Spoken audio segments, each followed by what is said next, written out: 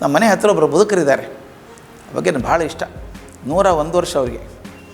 ಅವರು 100ನೇ ವರ್ಷ ಹುಟ್ಟಿದ ಹಬ್ಬ ಬಂತಲ್ಲ, 6 ತಿಂಗಳು ಮೊದಲೇ ಶುರು ಮಾಡಿದ್ರು ಮುದುಕರು. ಈ ಸಲ ಹುಟ್ಟಿದ ಹಬ್ಬ ಹೇಗೆ ಮಾಡ್ತೀರಿ, ಮನೆಗೆಲ್ಲ ಲೈಟ್ ಹಾಕ್ಸ್ಬೇಕು, ಅಡುಗೆಯವ್ರನ್ನ ಕರೆಸ್ಬೇಕು, ಬಲಗದವ್ರನ್ನೆಲ್ಲ ಕರೀರಿ ಎಲ್ಲರೂ. ಏನು ಹಬ್ಬ ರೀ ಅದು, ತಾವೇ ಮಾಡ್ಕೊಳ್ಳೋದು ಅದನ್ನು. ನಾವು ಸಾಮಾನ್ಯ ಮಗು 1ನೇ ವರ್ಷ ಹುಟ್ಟಿದ ಹಬ್ಬ ಮಾಡ್ತೀವಪ್ಪ. ಈ 100ನೇ ವರ್ಷಕ್ಕೆ ಅವ್ರು ಎಷ್ಟು ತಯಾರಿ ಮಾಡೋದು, ಕಾರ್ಡ್ ಪ್ರಿಂಟ್ ಮಾಡಬೇಕು, ಅವ್ರನ್ನ ಕರಿ ಇವ್ರನ್ನ ಕರಿ ಎಲ್ಲ. ಅವರ ಉತ್ಸಾಹ ನೋಡಿದ್ದು ನಾನು ಹೋಗಿ ಕೇಳಿದೆ, ಅಜ್ಜ ನನಗೂ ನಿನ್ನ ಹಾಗೆ 100 ವರ್ಷ ಬದುಕಬೇಕು ಅಂತ ಆಸೆ ಇದೆ, ಏನು ಮಾಡಬೇಕು ಅಂತ ಕೇಳಿದೆ. ನನ್ನ ಬೆನ್ನ ಮೇಲೆ ರಪ್ ಅಂತ ಹೊಡೆದ್ರು. 25 ವರ್ಷ ಹುಡುಗ ಹೊಡೆದಂಗಿತ್ತು. ಹೊಡೆದ್ಬಿಟ್ಟು ಮೊದಲು 99 ವರ್ಷ ನಗನಗ್ತಾ ಬದುಕಯ್ಯ, ಆಮೇಲೆ 100 ವರ್ಷ ಆಗೇ ಆಗುತ್ತೆ ಅಂದರು. ಅಷ್ಟು ಚಂದದ ಮಾತಲ್ಲ. 99 ವರ್ಷ ಚೆನ್ನಾಗಿ ಬದುಕಯ್ಯ, ಗೊಣ್ಕೊಂಡು ಬದುಕಿದ್ರೆ 50 ವರ್ಷ ಕಾಣಲ್ಲ ನೀನು. ಸಂಭ್ರಮದಿಂದ ಬದುಕು ಸೋಲಲ್ಲ, ಬದುಕು ನರಳಾಟ ಅಲ್ಲ, ಬದುಕು ಸಂಭ್ರಮ. ಇದೇ ಕಷ್ಟ ಇದೆ ಇಲ್ಲ ಅಂತಲ್ಲ, ತೊಂದರೆ ಇದೆ ಇಲ್ಲ ಅಂತಲ್ಲ, ಆದರೆ ಸಂಭ್ರಮ ಅಲ್ಲ.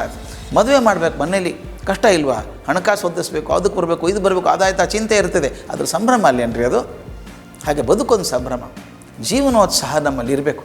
ತಾವು ದಯವಿಟ್ಟು ತರುಣರನ್ನು ವಿಚಾರ ಮಾಡಬೇಕು. ಇದನ್ನು ತಾವು ನೋಡಿದ್ದೀರಿ, ಚಪ್ಪಡಿ ಕಲ್ಲು ಹಾಕಿರ್ತಾರೆ ಫುಟ್ಪಾತ್ ಮೇಲೆ, ಸಂದಿಯಲ್ಲಿ ಹುಲ್ಲು ಬೆಳೆದಿದೆಯಲ್ರಿ, ಯಾರಾದರೂ ಬೀಜ ಹಾಕಿ ಬೆಳೆಸಿದ್ರೆ ಅದನ್ನು ತಾನಾಗೇ ಬೆಳೀತು. ಎಲ್ಲೋ ಬಿದ್ದದ್ದು ತಕ್ಷಣ ಹೇಳುತ್ತೆ. ತಾವು ನೋಡಿರಬೇಕು, ಬೇಸಿಗೆ ಬಂದಾಗ ಬೇಸಿಗೆ ಕುದೀತಾ ಇರ್ತದೆ, ಸುಡ್ತಾ ಇರ್ತದೆ ರೋಡು, ಬರೀ ಧೂಳಾಗಿರುತ್ತೆ. ಎಲ್ಲ ನೋಡಿದ್ರೆ ಕೆಂಪು ಧೂಳು ಹಾರ್ತಾ ಇರ್ತದೆ.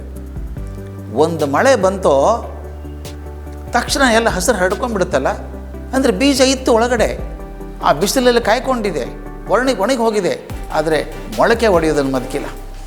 ನನಗೆ ಒಂದೇ ಕೇಳೋದು ನಾನು, ಆ ಹುಲ್ಲು ಕಡ್ಡಿಗಿರುವಂಥ ಜೀವನೋತ್ಸಾಹ ನಮಗೆ ಬೇಡೇನ್ರಿ? ಎಷ್ಟೋ ಸಲ ಸಣ್ಣ ಮಕ್ಕಳು ಒಂದು ರಿಸಲ್ಟಿಗೆ ಮಾರ್ಕ್ಸ್ ಬರಲಿಲ್ಲ ಅಂತಾನೋ, ಕೆಲಸ ಸಿಗಲಿಲ್ಲ ಅಂತಾನೋ, ಮದುವೆ ಗೊತ್ತಾಗಲಿಲ್ಲ ಅಂತಾನೋ ಆತ್ಮಹತ್ಯೆ ಮಾಡಿಕೊಂಡಾಗ ಅನಿಸ್ಬಿಡುತ್ತೆ ನನಗೆ. ಒಂದು ಹುಲ್ಲಿಗಿರುವಂಥ ಜೀವನೋತ್ಸಾಹ ನಮಗೆ ಬರಲಿಲ್ವ? ದಯವಿಟ್ಟು ನೋಡಿ, ಮನೆಯಲ್ಲಿ ಮಲ್ಲಿಗೆ ಹೂ ಅರಳುತ್ತೆ, ಬೆಳಗ್ಗೆ 6 ಗಂಟೆಗೆ ಮಲ್ಲಿಗೆ ಹೂ ತಕ್ಕೋತೀರಿ ನೀವು, ಎಷ್ಟೊತ್ತು ಬದುಕುತ್ತೆ ಅದು? ಅದೇನು 10 ವರ್ಷ ಬದುಕೋದಲ್ಲ ಅದು. ಸಾಯಂಕಾಲ 6 ಗಂಟೆಗೆ ಒಣಗಿ ಹೋಗ್ಬಿಡುತ್ತೆ. ಬದುಕೆ 12 ತಾಸು. ಆದರೆ ಎಂದಾದರೂ ಅಯ್ಯೋ ಬದುಕೋದೇ 12 ತಾಸು, ವಾಸನೆ ಯಾಕೆ ಕೊಡಬೇಕು ಅಂತ ಬಿಟ್ಟದ್ದು ಉಂಟ ಅದು? ಮನೆಯಲ್ಲಿ ಮಲ್ಲಿಗೆ ಹೂ ಹಾಕಿ ನೋಡಿ, ಇಡೀ ಕೋಣೆಯೆಲ್ಲ ಘಮಘಮಿಸ್ತಾ ಇರ್ತದೆ. ಅದರಿಂದ ಕಲಿಬೇಡವಾ ನಾವು? 12 ತಾಸು ಬದುಕಿದ್ರು ಸಂಭ್ರಮದಿಂದ ಬದುಕಿ ಹೋಗುತ್ತಲ್ಲ ಅದು. ಆ ಜೀವನೋತ್ಸಾಹ ನಮಗೆ ಬೇಡ. ಕೆಲವರು ಒಂದು ನೆಗಡಿ ಬಂದರೆ ಒಂದು ವಾರಗಟ್ಟಲೆ ಗೋಳಾಡೋದು, ಅಯ್ಯೋ ಅಂತ ಗೋಳಾಡೋದು. ಜೀವನನ ಅದು? ಈ ಜೀವನೋತ್ಸಾಹ ಮೊದಲು ಯಶಸ್ಸಿಂದು. ಎಲ್ಲಿವರೆಗೂ ಜೀವನದಲ್ಲಿ ಉತ್ಸಾಹ ಇದೆಯೋ ಆ ಉತ್ಸಾಹ ನಿಮ್ಮ ಜೀವನದಲ್ಲಿ ಆತ್ಮವಿಶ್ವಾಸ ತುಂಬುತ್ತದೆ. ಆತ್ಮವಿಶ್ವಾಸ ಯಶಸ್ಸನ್ನು ತಂದು ನಿಮ್ಮ ಕಾಲಲ್ಲಿ ಹಾಕ್ತದೆ. ಅದರಿಂದ ಜೀವನೋತ್ಸಾಹ ಮೊದಲನೇದು. ಎರಡನೇದು ಸತತ ಪರಿಶ್ರಮ.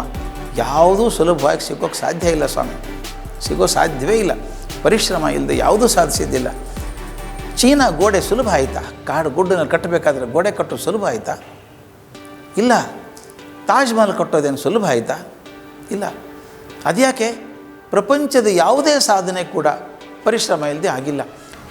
ನೀವೆಷ್ಟೇ ಉತ್ಸಾಹದಿಂದ ಕೆಲಸ ಮಾಡಿ, ಎಷ್ಟೇ ಏಕ ಗುರಿಯಿಂದ ಕೆಲಸ ಮಾಡಿ, ಆದರೆ ಅದು ಸಮಾಜಮುಖಿ ಆಗದೆ ಹೋದರೆ ನೀವು ಸ್ವಾರ್ಥಿಗಳಾಗಿಬಿಡ್ತೀರಿ. ಬೇಕಾದಷ್ಟು ಆಸ್ತಿ ಮಾಡ್ಕೋತೀರಿ, ಬೇಕಾದಷ್ಟು ಬಂಗಲೆ ಕಟ್ಕೋತೀರಿ, ಆದರೆ ನೀವು ದೊಡ್ಡವರಾಗಲ್ಲ. ರವೀಂದ್ರನಾಥ್ ಟ್ಯಾಗೋರ್ ಹೇಳ್ತಾನೆ, ಒಬ್ಬ ಮನುಷ್ಯ ಅಂದಂತೆ ಈ ಸಾಮಾನ್ಯ ಜನರ ಜೊತೆ ಇರೋದೇ ಬೇಡ, ನಾನು ದೊಡ್ಡವನಾಗಬೇಕು, ಇವರು ಉಸಾಬರಿ ಬೇಡ ಅಂತ ಹೇಳಿ ಕೋಟೆ ಗೋಡೆ ಕಟ್ಟೋಕ್ಕೆ ಶುರು ಮಾಡಿದ್ದಂತೆ. ಎಲ್ಲರೂ ಹೊರಗಿರಲಿ ಅಂತ. ಅವನು ಟ್ಯಾಗೋರ್ ಬರೀತಾರೆ, ಕೋಟೆ ಗೋಡೆ ಮುಗಿದ ಮೇಲೆ ಅವನು ನೋಡ್ತಾನೆ, ತಾನು ಕಟ್ಟಿದ ಗೋಡೆಯಲ್ಲಿ ತಾನೇ ಕೈದಿಯಾಗಿದ್ದಾನೆ ಅಂತ. ಯಾರೂ ಬೇಡ ಅಂದರೆ ಯಾರು ಉಳಿತಾರೆ? ನೀವೊಬ್ಬರೇ ಉಳಿದದ್ದು. ನಿಮ್ಮ ಸುತ್ತಮುತ್ತಲ ಗೋಡೆ ಕಟ್ಕೊಂಡಿದ್ದೀರಿ, ಕೈದಿಯಾಗಿಬಿಟ್ಟಿದ್ದೀವಿ. ನಾನು ಎಲ್ಲಿವರೆಗೂ ಸಮಾಜಮುಖಿ ಆಗೋಲ್ಲ ಅಲ್ಲಿವರೆಗೂ ನಾನು ಕೈದಿಯಾಗೇ ಬದುಕುವಂಥದ್ದು. ಒಂದು ಸಣ್ಣ ಘಟನೆ ಹೇಳಿ ನಿಲ್ಲಿಸ್ತೇನೆ, ಭಾಳ ಅದ್ಭುತವಾದಂಥ ಘಟನೆ ಅದು. ಸಮಾಜಮುಖಿ ಆಗಬೇಕು ಅಂದರೆ ಏನು ಮಾಡಬೇಕು? ದಾನ ಕೊಡಬೇಕಾ? ದುಡ್ಡಲ್ಲ ಸ್ವಾಮಿ ನಾನು ಮಾತಾಡೋದು, ದುಡ್ಡಿನ ಬಗ್ಗೆ ಮಾತೇ ಆಡಲ್ಲ ನಾನು. ಎಲ್ರಿಗೂ ದುಡ್ಡು ಇರಲ್ಲ ಕೊಡೋದಕ್ಕೆ. ಆದರೆ ಕೊಡೋದಕ್ಕೆ ನನ್ನ ಕಡೆ 100 ಸಾಮಾನಿದ್ದಾವೆ, ಅದ್ರ ಕೊಡಲ್ಲ ನಾನು. ಅಲ್ಲೇ ಜಿಪ್ಪಣ ಆಗೋದು ನಾನು. ಒಂದು ನಗೆ ಕೊಡೋಕ್ಕಾಗಲ್ಲ ಅಂದರೆ ಒಂದು ಮುಗುಳು ನಗೆ ಕೊಡೋಕ್ಕಾಗಲ್ವಾ? ಎದುರಿಗೆ ಬಂದಾಗ ಒಂದು ನಕ್ಕು ಬಿಟ್ಟರೆ ಎಷ್ಟು ಮನಸ್ಸು ಹಗರಾಗುತ್ತೆ ಗೊತ್ತಾ? ಕೆಲವ್ರು ನಗೋಕ್ಕೆ ಬರಲ್ಲ ರೀ, ಏನು ರೋಗನೋ ಏನೋ ಕ್ವಶನ್ ಮಾರ್ಕ್ ಇದ್ದಂಗೆ ಇರ್ತಾರೆ. ಬೆಳಗ್ಗೆ ವಾಕಿಂಗ್ ಹೋದಾಗ ಹೇಗಿದ್ದೀರಿ ಅಂತ ಕೇಳಿದಾಗ ಚೆನ್ನಾಗಿದ್ದೀನಿ ಅಂತ ಹೇಳಬೇಕಪ್ಪ. ಇನ್ನು ಕೆಲವರು ಏನೋಪ್ಪ ಹಿಂಗಿದ್ದೀನಿ ಅಂತ ಹೇಳೋದಾದರೆ ಯಾಕಿದ್ದೀರಿ ಅಂತ ಕೇಳಬೇಕು ಅನಿಸುತ್ತೆ. ಅದು ಕೂಡ ಒಂದು ಕೊಡೋದೇ ಅಲ್ಲೇನ್ರಿ? ಅದಕ್ಕೆ ಬಸವಣ್ಣವ್ರು ಕೇಳ್ತಾರೆ, ಏನು ಬಂದಿರಿ ಹದುಳವಿದ್ದೀರಿ, ಯಾಕೆ ಬಂದ್ರಪ್ಪ, ಚೆನ್ನಾಗಿದ್ದೀರಾ, ಕೂತ್ಕೊಳ್ಳಿ ಅಂದರೆ ಜನ ಕುಸಿದು ಹೋಗುತ್ತಾ ನಿಮ್ಮದು. ಒಳ್ಳೆಯ ಮಾತು ಅದು ಕೂಡ ಕೊಡೋದೆ, ಒಂದು ಒಳ್ಳೆಯ ಮಾತು, ಒಳ್ಳೆಯ ನುಡಿ, ಒಂದು ಮೆಚ್ಚುಗೆ ಮಾತು, ಸಾಧ್ಯದ ಸ್ವಲ್ಪ ಸಮಯ ಕೊಡಿ, ಇವೆಲ್ಲ ಕೊಡೋದೆ ಸಾಮಾಜಿಕವಾಗಿ ಬದುಕುವಂಥದ್ದು.